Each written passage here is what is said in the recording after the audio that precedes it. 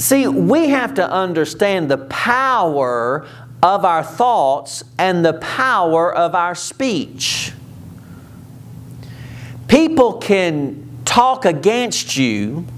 People can come against you and say ugly things about you, but just because they're saying it doesn't mean it has to affect you. Amen. The first thing the Bible teaches about Job is that the blessing of God was operating in his life. If you want to talk about someone who was fruitful, multiplied, and had dominion, it was Job. He not only reverenced God and steered clear of evil, he prospered in every conceivable way. He had a wife and a beautiful family, 7 sons, 3 daughters. His finances had multiplied to the point where he was the wealthiest man in the East. He had the respect of the community and even had a healing ministry. No question about it, Job had lived by faith in the blessing of God for years. His life bore the fruit of it. After his children grew up, though, however, he stepped out of faith and into fear. He began worrying that when they got together at one another's houses to celebrate, they were sinning against God. He developed such a terror of it that every time one of them would have a party, he would do over here in chapter 1 and verse 5. And it was so when the days of their feasting were gone about. This is Job chapter 1 and verse 5. That Job sent and sanctified them and rose up early in the morning and offered burnt offerings according to the number of them all. For Job said, everybody said, Job said. Job said, it may be that my sons have sinned and cursed God in their hearts. Thus did Job continually. So what was he confessing over and over and over? His fear that his children were sinning against God. It was rooted in the fact that cursing God was the one thing that he did not want to do. I mean, no matter what happened, he was not going to curse God.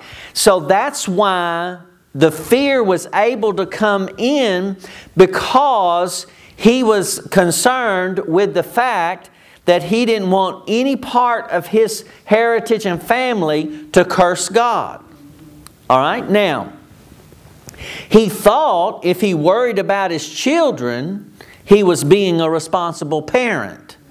But in reality, he was just opening the door to the devil by failing to trust God. So we can see here in the life of Job that we can be strong in faith.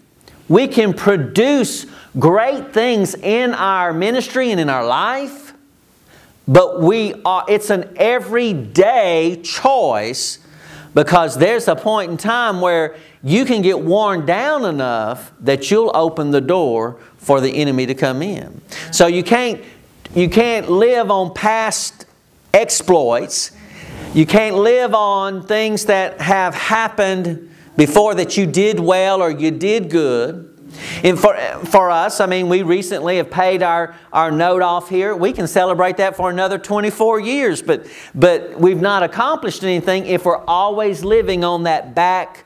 I mean, we can always remember, yes, look what God has done, but what has He done today?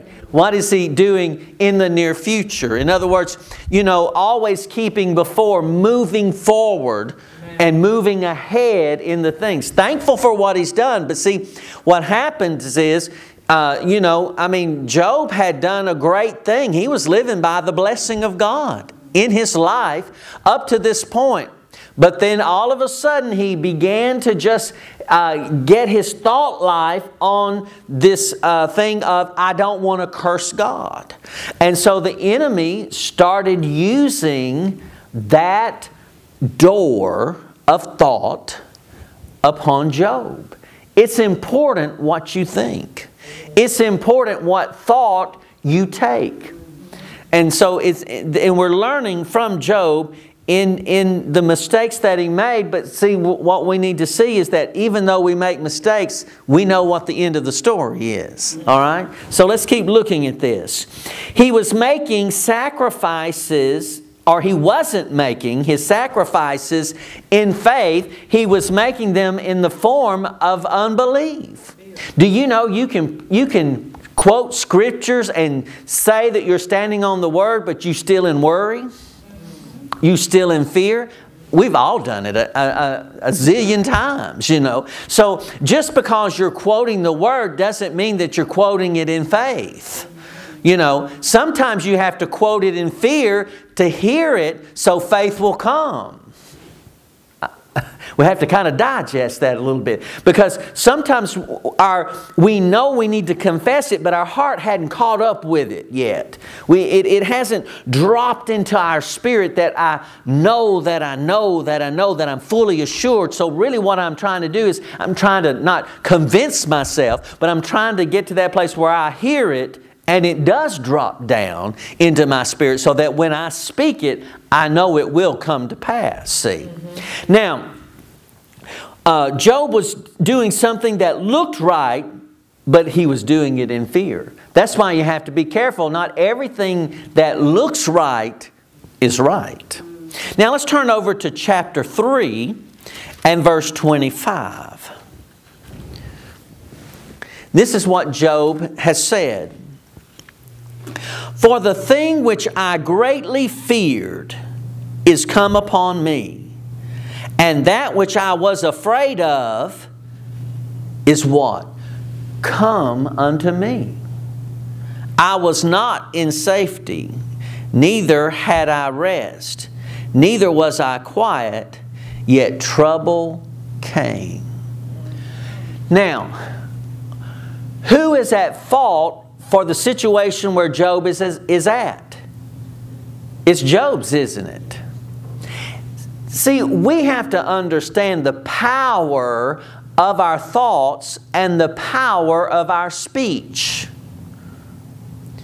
People can talk against you. People can come against you and say ugly things about you, but just because they're saying it doesn't mean it has to affect you. Amen. Amen. You hearing what I'm saying? Because there are a lot of people who, for instance, you know, on our Facebook page and our social media and all, that they will unfriend us because they don't like what we're saying. For everyone that unfriended us, it seemed like we got 8,000 new ones. Not that many, but it seemed like we got that many more new ones. Why? Because we didn't take that thought like, oh, well, I'm so sorry. We're not going to water it down so that we can have a whole bunch of people on our page. All we want to do is to congregate in a community of people together so that we can encourage one and think, when I'm down, I can read your post, or I can read a word from you that will encourage me and strengthen me. It's all about being of like faith. And if someone of unlike faith has something to say about my faith and about how I conduct myself and say what I need to say or do what I need to do, then it doesn't matter if you agree with me or not. If I don't take that thought, it will have no effect on me, and the door will not be open for the devil to come in and tear me down. That's why, you know, people keep driving by here thinking the church is going to close down. They don't realize we've paid our note off. We ain't going nowhere. We've been here for 24 plus years, and we're going to be here for another 24 plus years. Glory be to God for that. And so, you know, and people scratching their heads, well, how this or how that? Well, if you had stayed with us, well, I'll move on from there. But you know, if you hear the Word, then you can walk in the same victory that we have. And when you realize this, then you'll not be concerned with trying to correct people who say wrong things in your presence. Because honestly, if you are in the habit of doing that, you need to stop, because you're wasting your time all day long, because people are all day long talking the wrong thing. So you're going to spend your whole time trying to correct people because you don't want it to get on you. How does it get on you? When you take that thought and say it. Then it got on you. Then you're going to have to do something about it. But until that time, you can say all you want to say, but I'm not taking that thought. I'm going to focus and get my eyes back on this Word, and I'm going to say what the Word says, not what I heard you say. See. All right. Let's keep moving with this. All the devil knew was this man, Job, had the blessing on him. He called it a hedge around him that was producing healing power, children, wealth, and success. The devil wanted to get his hands on it. Now, let's look back in chapter 1 and look at verse 9. Job chapter 1 and verse 9. Then Satan answered the Lord and said, Doth Job fear God for naught? Hast not thou made a hedge about him, and about his house, and about all that he hath on every side? Thou hast blessed the work of his hands, and his substance is increased in the land. But put forth thine hand now, and touch all that he has, and he will curse thee to thy face. See, that's where this thing was. He was concerned with his children about cursing God.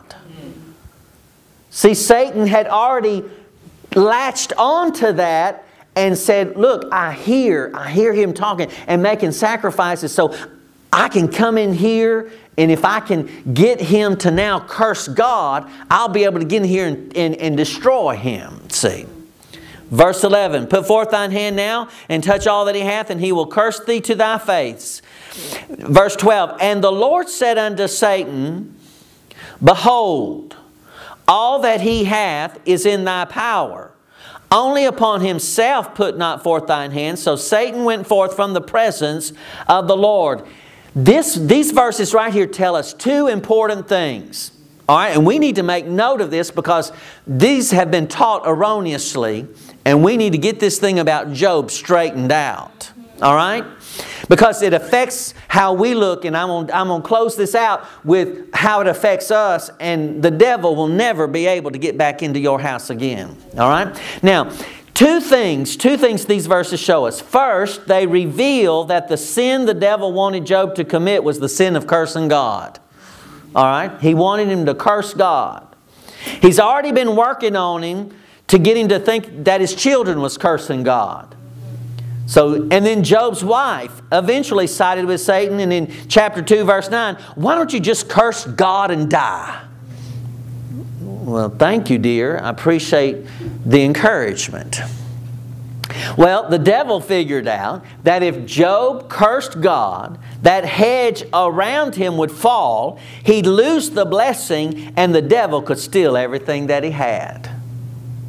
Job said more wrong things than he did right things during that season of his life, but he never cursed God. Now, the second thing we need to see here is that God didn't say to the devil, well, here, I put Job in your hands. Do whatever you want to him. God didn't say that. But it's made to look that God deserted us and that God left us alone, and sometimes He takes His blessing away from you so that you can go through the fire, so that something terrible can happen, so that you'll come back to God and you'll love Him even more than you did before. See, it all sounds good in the choir, and give me a good Hammond organ over here. I'd have us a good shout, and we might do a couple of dance or two. And it all be on doubt and unbelief. It's not according to the Word of God. If that makes you mad, cut me off. But what I'm telling you is the truth. Now, here's what we need to look at. Notice what God said to him. Behold. Now, Brother Copeland would say it like this. He said that he was from West Texas. So in West Texas, they wouldn't say, oh, behold. No, they say, look at here. Look at here. In other words, behold means to look and see Wake up and pay attention. So God said, look, devil, behold, look and see. He's already in your hand. What does that mean? God didn't put him there. Job did. And the devil didn't even recognize the fact that he had him. That's how dumb he is. But what we do is we say, well, devil, wake up, I'm here. You know, come and hit my family so I can have a testimony. You know, you got to have a test so you can have a testimony. You know, you got to have some tests and trials so that you can look. Why can't I just testify about the blessing of God and that I'm filthy rich and I'm filthy healthy and my children love God and that my ministry is flourishing and growing and blessing people all over the world? I don't have to go through trouble to be able to have a testimony. Amen. Glory be to God. I hope this is helping somebody today. Now, once the devil realized, God had to tell him, because why? God's not going to lie. All right. He's not going to hide the truth. So the truth was, Job had already put himself in the devil's hands. All right, so we've got that cleared up. So once the devil realized Job had crippled the power of the blessing in his life, he went after Job and caused all kinds of trouble. He killed Job's children. He killed his cattle. He stripped the man of his wealth and hit his physical body with sickness. Then he brought Job's good friends around to tell him that God did it all to him. It's probably his Sunday school class. All right, I'll leave that alone. All right, but even though he said some foolish things, unbelieving things while all that was going on, he stood up and shouted, I don't care if God were to kill me, I'd serve Him anyway. What was it? There was one thing that Job would not do. He would never curse God.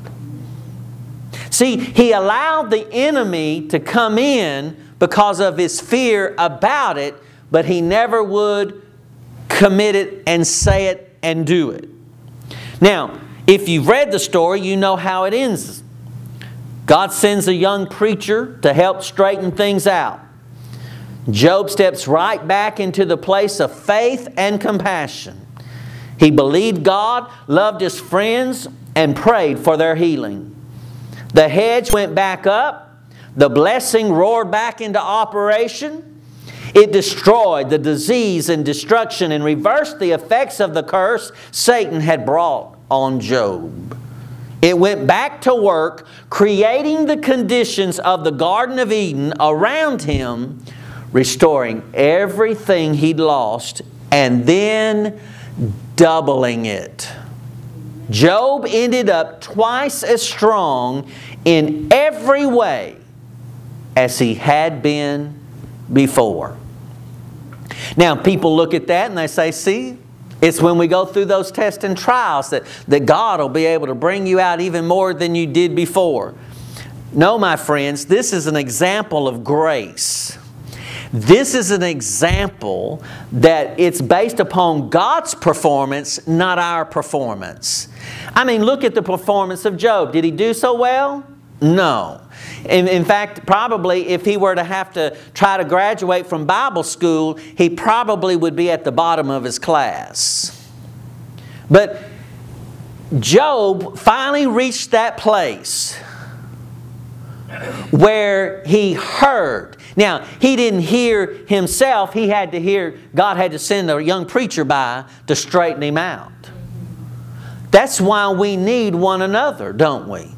You can't be a man all alone, a woman all alone. You can't be an entity all alone because you can't survive. You can't make it on your own by yourself.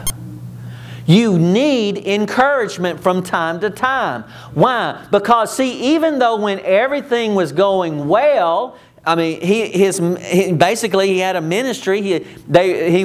People were being healed, and he was blessed, and his family was blessed and good and all. But there came a point in time where, he lost control of some of the things. When the children grow up and they come out of your house, you don't have control on what they do anymore because they're not under your roof.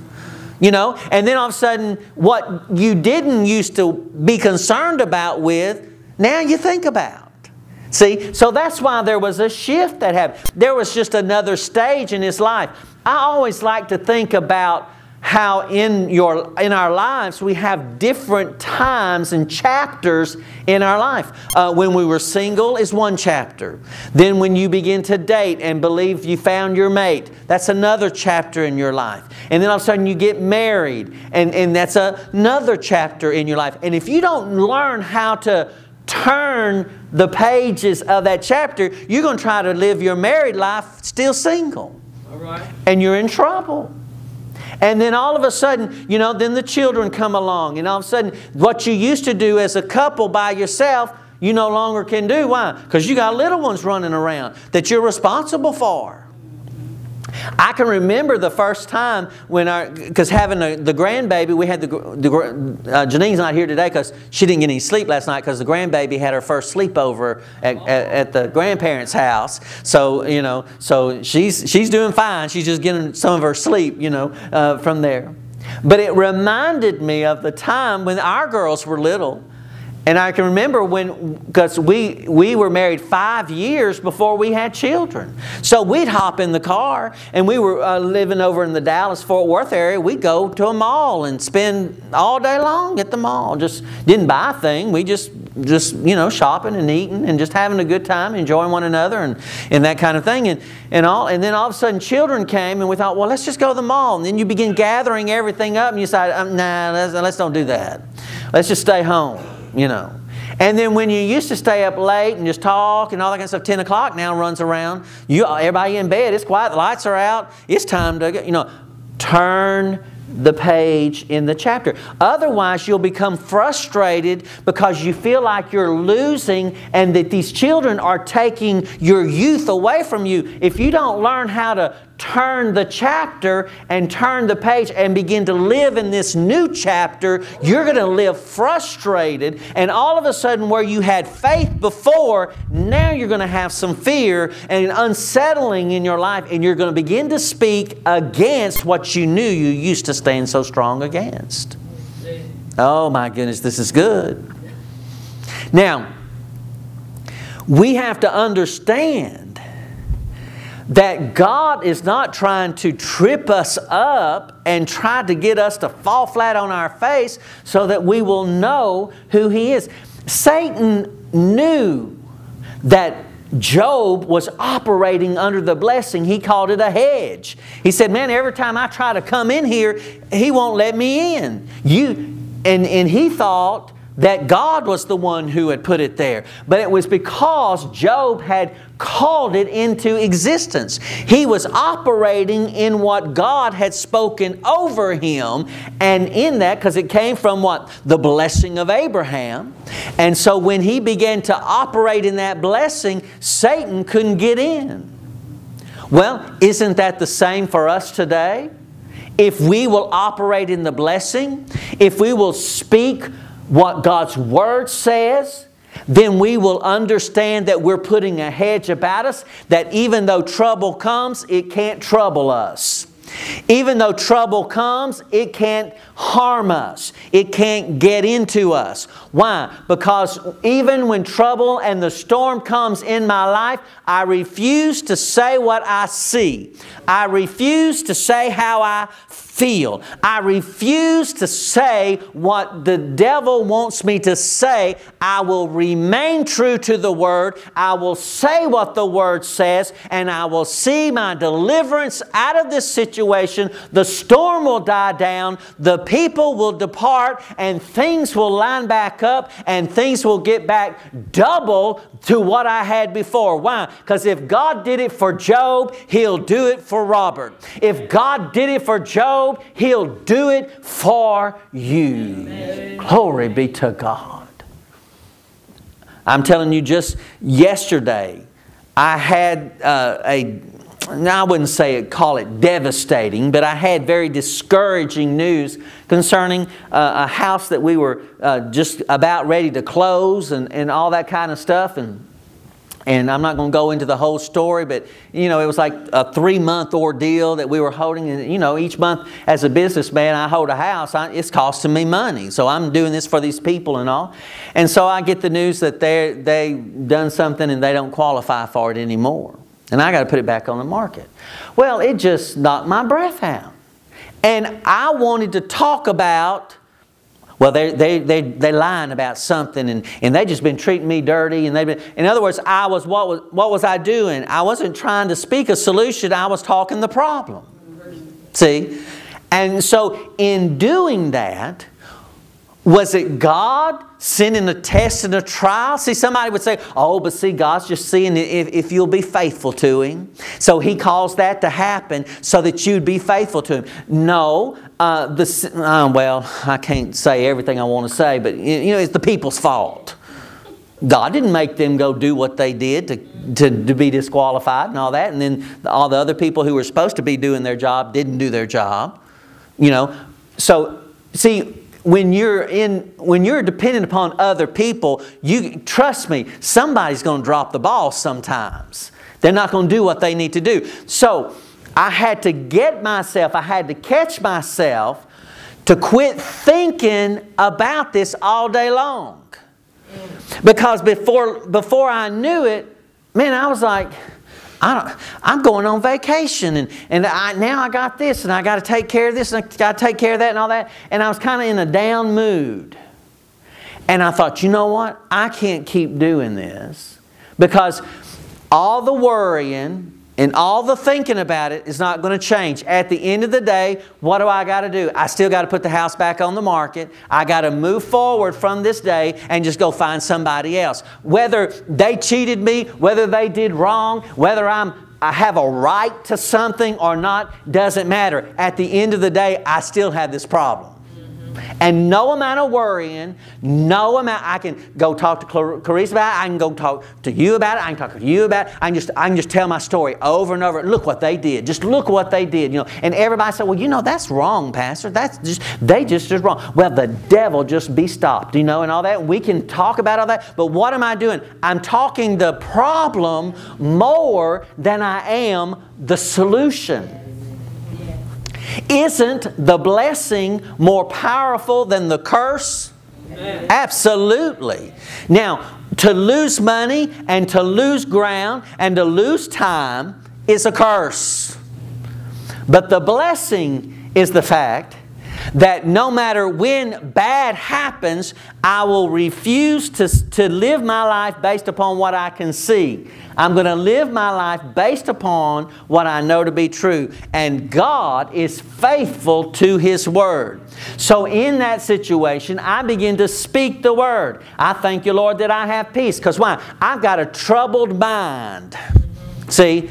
I thought you would be going against the people and all that. No, I got to take care of me. If I can take care of me, then this situation will take care of itself. Why? Because I'll be saying the right stuff. I'll be saying the right things so that the blessing will bring a hedge about me. See, just because you have the blessing in that hedge about you doesn't mean that you won't have trouble in this life. Or God wouldn't have said, in this world, what? You're going to have trouble, tribulation. But He reminded us that He's delivered us out of them all. Remember, from the foundation of the world, He's already accomplished. So He knew I was going to face this, but He can't do something for Robert until Robert begins to speak the blessing. And if Robert will speak the blessing, then God can move and send forth His angels to take care of this situation. Amen. But if I'm talking about, well, I have a right and I ought to sue them and I ought to do this and I'm just going to take them and I'm going to take that agent and I'm going to do this and I'm going to do that and I'm so tired.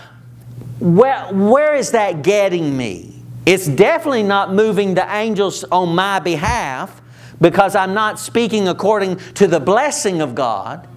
And all I'm doing is trying to soothe my conscience, but my conscience is not at peace. It's in turmoil and in torment To the point that then all of a sudden I'm losing sleep over it, and then I'm unsettled, and then I'm supposed to preach faith, and I'm so mad I could spit nails, and then it affects everything in your life. So what you have to do is you have to settle yourself first.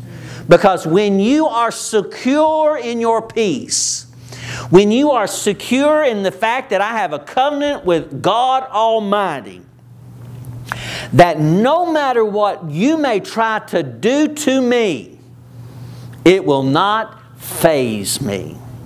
And it will not move me. And it will not be able to hit me to the place where I will open the door for the devil to be able to come in and take my stuff. The only way that you can lose in this life is when you choose to open the door. Nobody else can open that door into your life and let the enemy in except for you. All right?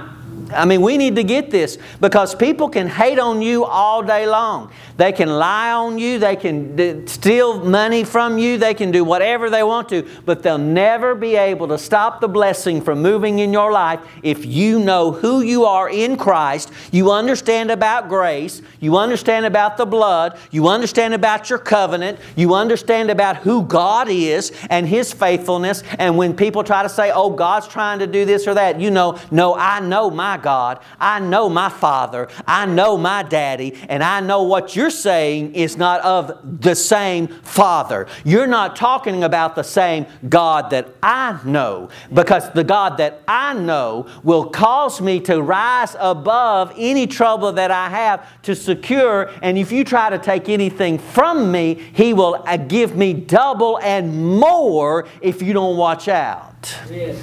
And if you mess with me, I'm going to become even more stronger than I was before. Amen. See? When you begin to operate in this blessing, the blessing, when people try to come against you, you will not have to have any vengeance. You will not have to have any, well, I just want to repay them and I want to get them back. I'm telling you, there's a spiritual law that when you touch God's anointed and you cause harm to that anointed one, then harm is going to come back to you. But here's the flip side of that. When you bless one of God's anointed, that blessing's going to come back on you. And so when you begin to do those things, that's the thing I had to remember in my incident from yesterday, was that I know, and it wasn't like, okay, God, you take care of this and I'll step aside because I know you're going to be throwing some lightning bolts. No, that's not what we're talking about. But people would think that. It's a spiritual law. When you try to cut somebody else, or you don't try to tell the truth about something somewhere else, then all of a sudden that's going to come back on you, and it's going to affect your business. You're going to dry up on your finances. You're going to dry up on your family life, and all of a sudden you're well adversed at talking about the trouble, that all of a sudden you're going to open not just one door, but you're going to be opening all the back door, the side door, and you're going to be opening up the windows. And you say, oh, just let the breezes come on in and just let everything happen. It's like when one thing, 10,000 things just happen, and just like, and you just get to talk. You're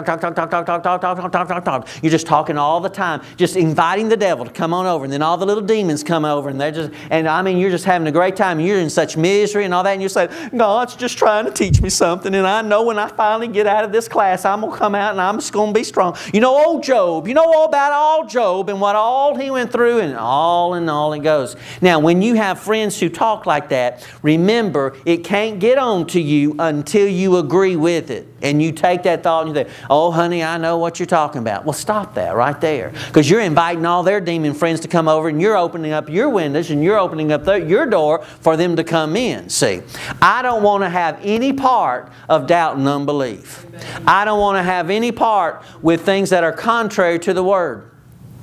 This past week, one of my posts, we were talking about, I kind of laid it hard on the line there, and now because I thought, well, I'm going to test the waters to see how true everybody is about, kind of liking this or that. So I said, I know this is hard to hear, but if you're talking doubt and unbelief, what you're announcing to the world is that you don't believe what Jesus did on the cross was enough. Oh, it made some people mad. I said, you need to be speaking God's Word. Is what you need to be speaking. Oh, but we need, the Bible says to bear up one another's burdens, and we need to confess to one another all our problems and stuff like that. And I said, delete. Why? Because I'm not going back to that. I'm not going back to that place. There is no victory in that place. In fact, the story that we're hearing about Job and all, the church is bought into the lie about Job. Job was a blessed man. Amen. Now, did he do some things wrong? Yeah, he did. Well, that gives him some hope for us. Yeah. Because at the end of the story, he came out of it.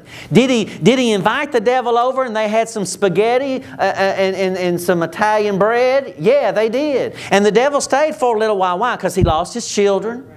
His cattle died. I mean, he lost his wealth. He got sick in his body. I mean, he had kind of gone through a time where that wasn't happening in his life. He invited the devil over. It wasn't that God said, devil, you can have him. He said, look, behold, look, devil, he's already in your hands. I had nothing to do with it. He did.